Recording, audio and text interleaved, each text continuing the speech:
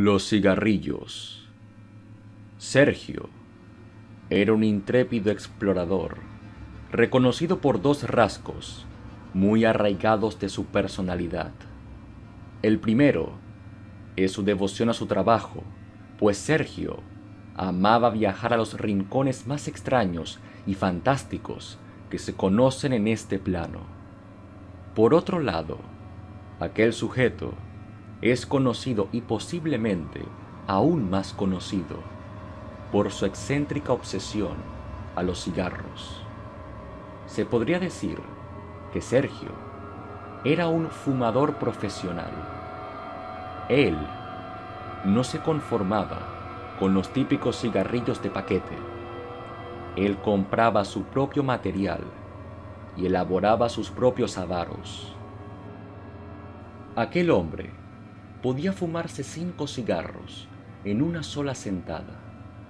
A veces los consumía rápido y otras se tomaba minutos en acabarlo. Pareciera que aquella adicción lo acompañaría hasta la tumba, pues parecía una pasión enfermizamente propia de él. Pero luego de aquella última aventura, los utensilios para la fabricación de sus cigarros estarían enterrados en el olvido para siempre. Sergio era un intrépido aventurero y debido a sus grandes aportes tras sus viajes, se le había encomendado un trabajo de investigación en el Amazonas.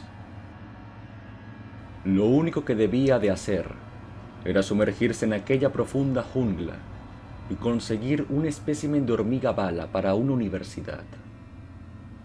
Las hormigas bala llevan ese nombre debido a su picadura, la cual es 30 veces más potente que la picadura de cualquier insecto.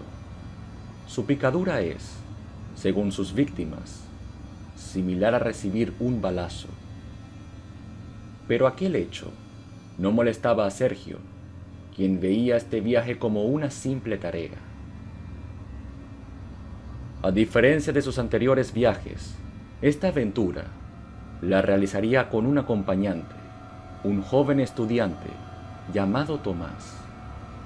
Aquel muchacho, de posiblemente unos 20 años, iba a tomar notas sobre el paraje y sus demás especímenes, y por supuesto, sobre la dichosa hormiga bala. El estudiante era un gran admirador de Sergio, el cual se sentía como un héroe frente a él, por lo que intentó torpemente de impresionarlo en más de una ocasión. Ambos se fueron poco a poco adentrando en la jungla, pero la dichosa hormiga no aparecía por ningún lado. Ya al cabo de unas horas, y luego de que el sol decidiera ceder su lugar a la noche, ambos montaron un pequeño campamento para descansar frente a las llamas de una fogata. Mientras ambos descansaban, Sergio, luego de haber demostrado ser un gran explorador, quiso dar honor a su segunda característica más conocida y decidió sacar sus cigarros, anteriormente elaborados por él, a la par de una gran botella de alcohol. El estudiante observaba maravillado cómo su ídolo se vaciaba una botella entera sin ni siquiera tomarse un descanso entre los sorbos. Debieron pasar unos 20 minutos antes de que el lugar se empezara a llenar de botellas vacías. Sergio, entonces, con la poca lucidez mental que le quedaba, decidió ofrecerle alcohol al chico. Al principio, este se negó, pero debido tal vez a que era Sergio quien se lo ofrecía, decidió probar un poco. Las horas pasaban y el par de hombres habían perdido toda pizca de razón. Era impresionante ver cómo ambos, luego de tanta cantidad de toxinas en su cuerpo, podían mantenerse en pie e incluso con vida. Luego de vaciar mares y mares de alcohol en sus ya desdichados cuerpos, Sergio decide fabricar un cigarro.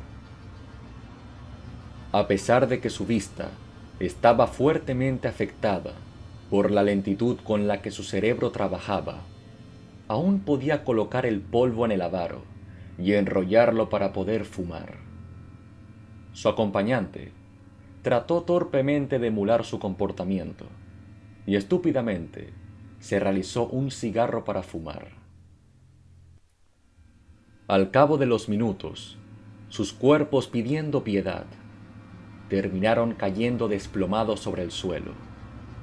A la mañana siguiente, con la resaca golpeando su estado, Sergio se acerca a su acompañante, quien aún no despertaba de su sueño. «Oye, despierta. Tenemos que seguir avanzando». Pero su acompañante no despertaba. Ya cuando sus sentidos estaban un poco más recuperados, intentó despertarlo de nuevo, sin éxito alguno. Sergio se empezó a desesperar y, pensando en lo peor, lo tomó de los hombros y lo agitó rápidamente. Pero sus sospechas eran ciertas. Tomás había muerto. Sergio cayó desmoralizado sobre el suelo. Lo más seguro era que aquel joven había muerto por las cantidades de alcohol que bebieron. Tal vez sufrió un colapso y su corazón simplemente dejó de palpitar. Él no podía volver de su viaje con un cadáver en sus manos.